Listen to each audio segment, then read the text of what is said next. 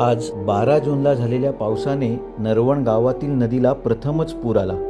संपूर्ण बाजारपेठेत नदीचे पाणी घुसले होते. त्यात भर म्हणून नरवण गावात शिरताना लागणाऱ्या उतारावरून माती, दगड, धोंडे हे देखील वेगाने वाहत बाजारपेठेपर्यंत आले.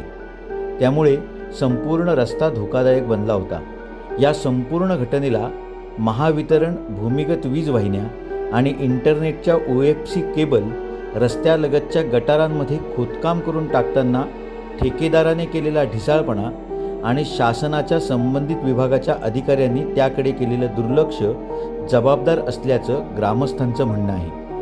नैसर्गिक आपत्ती विभागाने या घटनेची नोंद घेतली असून उद्या सकाळपर्यंत रस्त्यावरील राडारोडा बाजूला करण्याचं काम करण्यात येणार आहे.